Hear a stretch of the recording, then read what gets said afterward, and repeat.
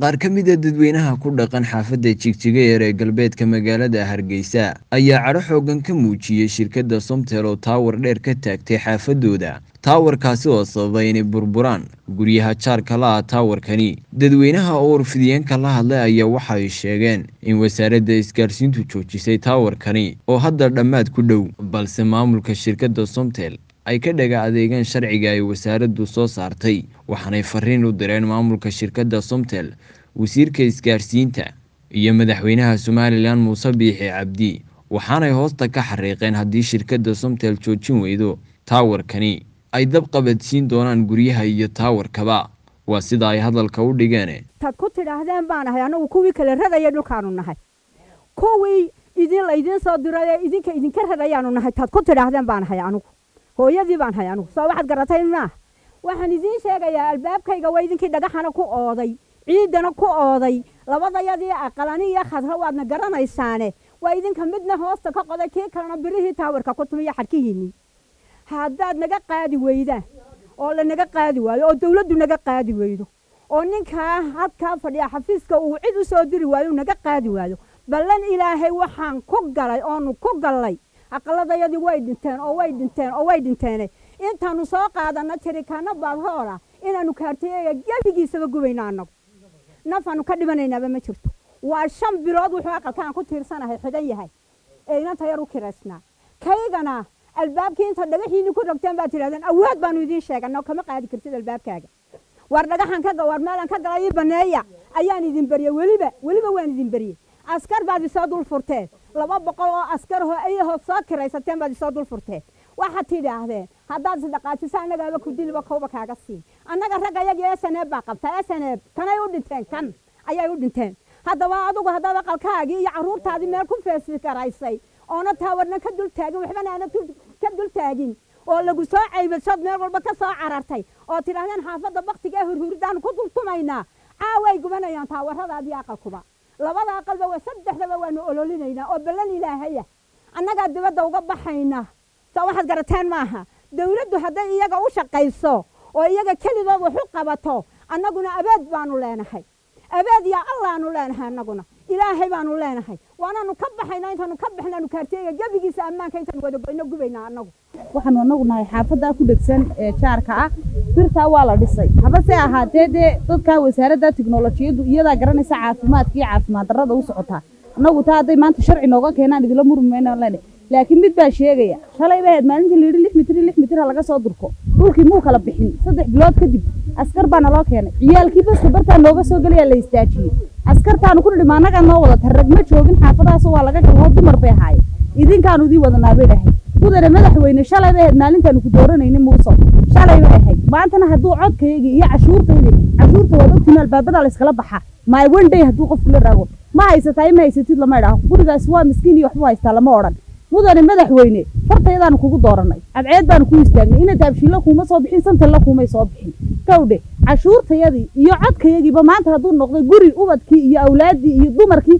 qori taa lagaga qabto oo lacag loogu shaqeeyo. nagu maal lama lihin, magacna ma lihin. alxamdulillaah rabbil caalamiin taamisiye maalkaygina ilaahay naguma fidnaynin sida ninka habaarka ka shaqeystay 30 rabadaan aanu bartaa u fidnay. mudane madaxweyne anagu wasiirka waaban dhaafsanahayba. madaxweyne waxaan ku leeyahay maanta aadaan ku dooranay, dadkaana u fadhiistay, dadkana adiga u dhaxeeya. kawdhe Cumar bin Khadaab yaa asxaabteeni habeen bay wareeg jireen, dadka soo eegi jiray. maaha madaxtinimadu in kursi la fadhiyo.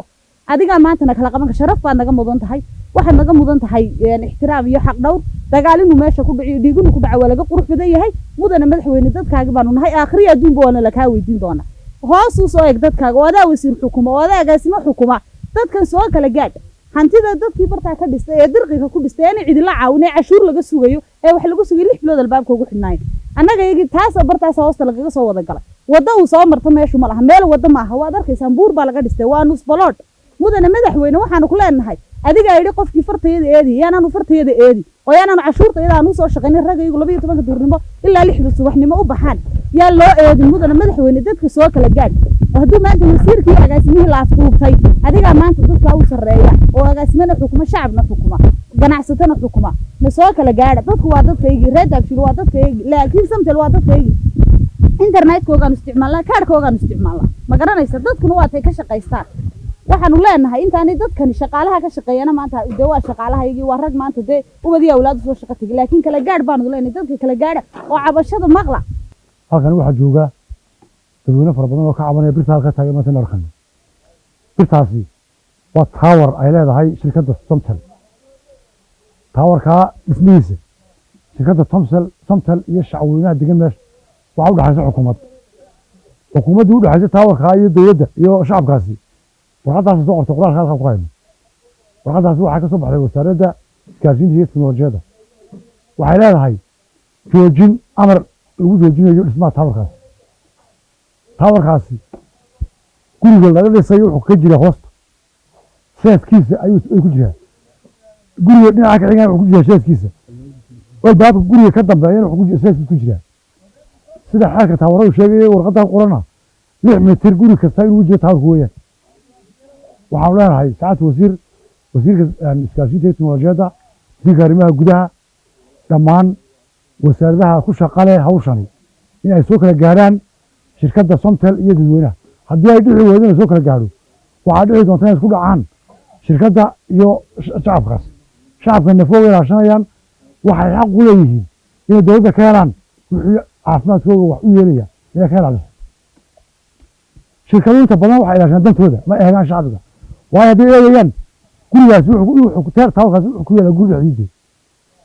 ma eegayo qof cid wax ku noqonaysa waxaana shacbigu sheegaya gurigaasa ugu shisheeya gurigaasina xeerkiisu ma gaariyo si loogu talagalay shirkaduhu waxa weeye taawaradooda waxa weye dowladdu taawaradani la soo saaro dadka inay wax yeelayaan iyo wax yeelaynin wasaaraddu ha caddayso ha laga saaro leeyahay dhammaantood dadka magaalada dhexdeeda meel gaar ha la siiya la dejiyo gurigaasi yaa la soo kala gaaro shacbi weynaha meesha degan haddii taa la waayo waxaa dhici doonta birtaa habeen la furfuro gidigeeda dadku waxay ilaalinayaan sharciga waxay ilaashanayaan lafahooga hadday waayaan sharci kala ilaaliya shirkadaha dee nimanka ma xoog weyn shacbiga iyagaa awooddooda iyagaa fulin doona waxaan leenahay wasiir warqadda aad qorteen ee wasaaradda ka soo baxday haddii aad warqaad ku fasaxay jirto dadka u keen haddii aana jirinna warqaddaa waxaa joojiyey ee maanta amarka lagu dhixisay dee annagu ma garanayno Somtel waxaan leenahay ilaaliya dadka taawarkiina goorta kasta markaaga dadku weeyaan waxaad ka shaqaystaa waa dadkani haddii aad dadka barna bisho barna dhiigooda cunto ma shaqaysatee waxaan leenahay taawarka hala joojiyo dadweynaha hala eego wixii qaladna hala arko haddii ay soo kaxaysato ciidana dadka horjeesto maalin walba kuwigaasi bariga galbeed ka xiga albaabkiisa waxa ku dhaga dhagaxantaas oo samada aragalka kamar dadka arki doontaan albaabki laftiisa lagu xiray dhagaxanta kama bixi karo waa qof weyn waaye oo qof ka taagan weeyaan kama bixi karto waxaanu ka hadlaynaa taawarkan xaaraanta meesha lagu ragabay iyo khasaaraha bini'aadamku ku keeni karo waxaa kaloona xukuumadda u sheeganaa khaasatan wasaaradda isgaarsiinta iyo ninka ownerka ee xaqlaha ee Somtel halkan waxaanu ku haynaa documentkii ka soo baxay wasaaradda communicationka ee isgaarsiinta waa bishii 6/13 cabashadii dadweynaha xaafadda degan iyadoo la tixgelinayo qoraalka warqadan ku yaalla waxaa soo qoray agaasimaha guud ee wasaaradda hoosaha iyo isgaarsiinta isagoo raacaya oo tix raacaya cabashada dadweynaha ayuu ku joojiyey taawarka marka la eego sharciga communicationka u hayo taawarada wax dokumenta oo ka daba yimi ama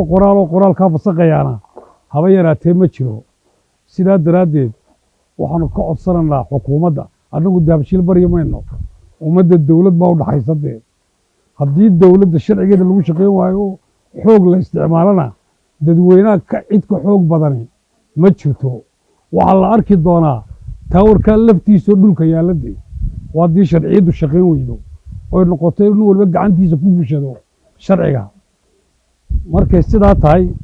waxaanu mar labaad iyo mar saddexaadba dowladda ka codsananaa inay tixgeliso xuquuqda muwaadiniinta goobtan degan ama xaafadan degan iyadoo la tix raacayo shuruucda wasaaradda hoostiya isgaarsiinta ee sheegaysa cabirka laga dhisi karo taawar ama dhismihiisu qaadan kara dee haddaad rataan u timaadaan halkana waa ayaan daro khasaaraha uu ku keenayo ummaddana ilaah unbaa qiyaasi karaa dowladdana mas-uuliyad baa ka saaran ninka taawar kalena mas-uuliyad baa ka saaran dadkan muwaadiniinta caafimaadkooda iyo deganaanshoodana mas-uuliyad baa ka saaran haddii la waayo mas-uuliyadda ay dowladdu dadka ka saaran dee oy noqoteen qof waliba gacantiisa sharciga ku fushadana dee waa ayaan daro waxaanu mar labaad dowladda u sheegaynaa inay soo farageliso oy indhaheeda ku arato oo ay gacanteeda wax kaga qabato halkan ma hayno sharcigaan haye ka dambeeyey waa kii agaasimaha guud ee wasaaraddu ku joojiyey kaasu taawarkan ummadda halkan degan noomay sheegin annaguna ma arkayno wax dokumentoo kaa ka dambeeyey oo lanoo keenay sidaa daraaddeed waxaanu mar labaad iyo mar saddexaadba ka codsannaa xukuumaddu inay soo farageliso arrintan oy xuquuqda muwaadiniinta iyo codsigooda tixgeliso wabilaahi towfiiq hawlka halkaa ka socota ee samtel ay ka wado iyo gurigaa ku naban guryahaa ku naban annagu horaan uga hawl galnay waxaanu u sheegnay ciddii hawshaa qaabilsanayd madaxa taawarka waanu sheegnay waxbaanu isla soo meel dhigno wuxuu yidhi suga anna waan gudbinayaa sidaanu hawshaa u sugaynay ayuunbaa iminka guriga hoostiisa la qoday guriga iminka anigan aan u hor jooga xaggiisa galbeedna wuu ka dusan yahay hoostaa laga soo geliyey hawshii laga watay meesha ninkii ka sarreeyey madaxa taawarka aan noo gudbin yidhi wuxuu noogu soo jawaabay si kibiruu noogu soo jawaabay wuxuu yidhi intaad adigu tidhi ayuunbaan anigu odhan intaan ka badan ma odhanayo jaarisna umelihi haleelna umelihi waxaasina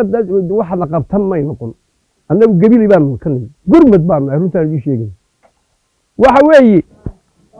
samtel hadday u haysato dadka daciifka ama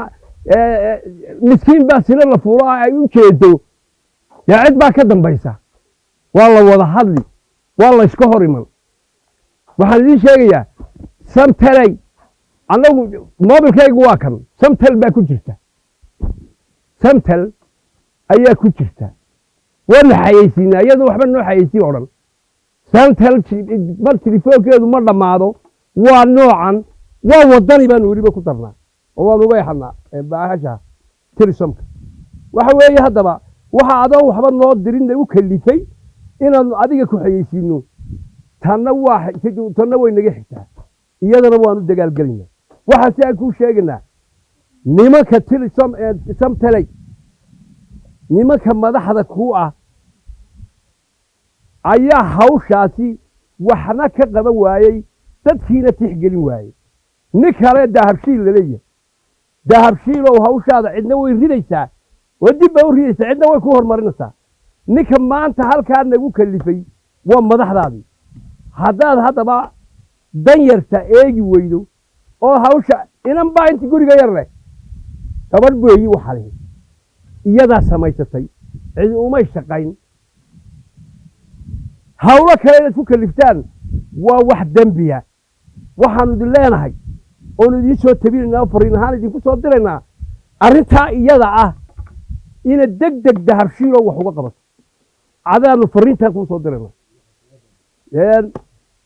horaa xukuumaddu way u timi meesha way eegtay khalad bay ku tilmaantay aidhi by aidhi goosta bay tidhi waxaan iminka aidhina maaha waxaan ku tilmaamo garanay waa intaa yar guriga ku naban baa laga faa'iidaysanayaa oo hoosta laga soo geliyey oo iminka xarkihii iyo saaskii hoosta marsan yihiin waxa weeyaan oonu idiin sheegaynaa oonu fariinta u diraynaa xukuumadda soomaaliyana waxaan leenahay cidda qaabilsan isgaarsiinta inay arrintaa deg deg u soo farageliso hadday khajili weyday samtel oo ay waxaa ku wado waar dadkani waa dadkii aad ka idiin faa'iideynayey waa anigaa kula telefoonkayga ku jirta inta halkaa joogtana way ku wada jirtaa waxa weeye kadee ka ganacsan maysaan hadday nabaddu xumaato war waxaan idiin sheegaynaa samteley isku noqo arrintaa laba miduu noo keen inataa waa khaarajinaynaa dee dib baanu uga go'aynaayo wixii ilaahayna badee kale ayaanu yeelaynaa annagu waxaanu kaa sugaynaa meeshaasi oo haddii ilaahay idmayo wax qofkaalihi ama gabadhaalihi ku istaahila aanu dhagahayagu maqlaan anu waxaan ahay hooyada gurigan aan hortaaganahay le markii la bilaabay taawarka waan joojinay dowladda waan iskula tagnay cabdiweli wuu noo soo saxeexay warqadda aan kor u hayno buu cabdiweli noo soo saxeexay wuu joojiyey wuxuu yidhi eedhi haddaydaan haysan sharci wuu idinka joojinayaaye joojiya waa la joojiyey warqaddii waa anigaa haya uu soo qoray cabdiweli sidii baa lagu joojiyey ilaa arrinkaa la isaga yimaado la heshiiyo wixii wanaagsanee lagu heshiiyo dadka iyo ay heshiiyaan shacabka iyo ay heshiiyaan samteel arrinkaasi waxba kama soconayaan waa kuwa waraaqihii la ii qoray af buuxa waxay iigu jawaabeen reer dahabshiil waxaanu nahay annagu kuwa joojiya kuwa dadka kala rara kuwa dulmiga jecel kuwa adduunyada mooyaane aan aakhirada aan marnaba u tudhanin kuwa jecel dadka danyarta ah iyaan anagu nahay lacag baan haysanaa dowladda aad sheegaysana annagaaba iibsana way dhacday kuwii ogaa arrintayada ee isteeshikii noogu xigay ee warqaddii geynay ee xaaladayada la socday iyaa kow ku ahaa kuwii shantiina lagu soo shubay albaabadayadana xidhay diidayna inay cid u soo furaan ardaydeediina iskuulkii ka habsaantay ana cid islaamina guriga dib uga bixin kii masaajidka tegeyna aanu soo noqonin labadeedaa guri ee isku xiga labaduba waa dhimaad midna birtiibaaba ku taagan kaygana hoostuu ku qodan yahay waanu kala daatay dowladda sharaftale waxaan ka codsanayaa wasiirkii soo qoray ee shalay lahaa xaq uma lihid maantana yidhi xaq baad u leedahay inuuma kala saaro haddii uu kala saari waayo ani guriga shalayna ilaahay baa i siiyey maantana alxamdulilaahi rabbilcaalamiin anna waan gubayaa baatrool baan ku shubayaa waxaan doonaan ka yeelayaa birtuna joogi mayso awoodda ninka ku faanayaana ilaahay unbaa awood leh ninka kibirsanna kibirku ilaahay buu sugan yahay waa shalmadda ilaahay nin bini aadanhi inuu kibiraa maba banaana kuma haleelayo kuma arkayo kuma doonayo wax soconaya ma aha rag baan leenahay rag baan dhalay rag baa guryaha le rag baa jooga dumarkaaba waxay doonaan samayn karaa marka hana ka seexan hana ku soo toosin taawarkaygu u dhammaaday habeen ha ku seexanin habeen ha ku seexan waxaan ka cabanaynaa birtan haddaanu nahay jaarkii waxa weeyaan caafimaad darro ayaa meesha ka jirta askar baana loo soo dalbaday waxaanu leenahay somalilan madaxweynaha musabix waxaan u faraynaa jawaab su-aal baan maxaan ku rahdaa halkaa u faraynaa waxaanu leenahay hana laga qaado birtan sababtoo ah caafimaad darro ayaa lagu sheegay in laga qaadayo waxa weeyaan in la geeyo buuraha bannaanada ku yaala oo maxaan ku rahdaa laga fogeeyo dadka muslimka ah oo laysku naxariisto dib laysku eego oo caafimaadka caruuraha yaryara soo koraya la eego oo dumarka la eego oo dadkoo dhan la eego saasaan u leeyahay salaamu calaykum shaahbay ka dhisatay aqalkeeda kolkay shaah ka dhisatayna waa lagu leeyahay albaabada aqalkeeda daaqadaha ku jira waa lagu leeyahay maantana waa dul degteen markaa dul degteen maxaa markaa la yeelayaa markaa dil maydaan doonin in laysla maydaan doonin in laysdhaca maydaan doonin dalkani waa dalkii loo wada dhintay waa dalkii maxay hayde loo soo wada halgamay raggayagii ciidda hoosta ka wada mareen walaalaha iyo aabbayaasha ilmaadeerada iyo reer aanu maanta dad kaga dhiman halkaa ma jiro waxaan leeyahay shirkadda kala soom la leeyahay waxaan leeyahay samteel la leeyahay waxaan leeyahay dadka haweyni xilina dadka wadda islaamka ah kicilina ha u xoog sheeganina dalka dowladdaa jirta dowladda dadka inay wax ka qabato weeye halkaa haddii ay dowladda wax ka qaban weydana digaandigaanu ka dhigayna meesha gebigeedaba cidna kama baryayno wallaahi habeen iyo maalin way ooyeysaa way barooranaysaa walaalaysay ku dhistay raxmaanka og maatida iyo caruurta iyo ubadkaa iyo waxaan ku dhahdaayay gabadhaa ooyeysa walaalaha muslimka ha u kacaan oo wax kala qabtaan intaasaan dowladda sharaf laga codsanaya ha u qabtaan dadku wax waxa weeye mushkiladda halkan ka joogta iyo taywarkan hablaha iyo dumarka halkaa ka ooyaya waxay ka samaysteen guryaha koob shaaha oo ay xisbiga aadmiga ka iibso oo ay dhibtaa iyo imtixaankaa u gashay aqalka intaa leegna ay ka dhisatay waxa weeye adigana ka tabisbay ku too maalin walba waxaad ka qaadaa $7 ama $10 ilaa ciyaalkeega $20 baad ka qaadaa waxaad ku soo fikirtay inaad laysid iyaga ummadda intaa leeg inaad laysid ee adigu aad baa mishtar ka tahay eed ka lacagaysatay waxaad doonaysaa haddana inaad laysatid suuragalna noqon mayso shilinkaagaa la yskugu imani amniga haddaad ilaalin weydid ood nabadgelyada ilaalin weydid ood naxariista ilaalin weydid wallaahi shilinkaagaa loo iban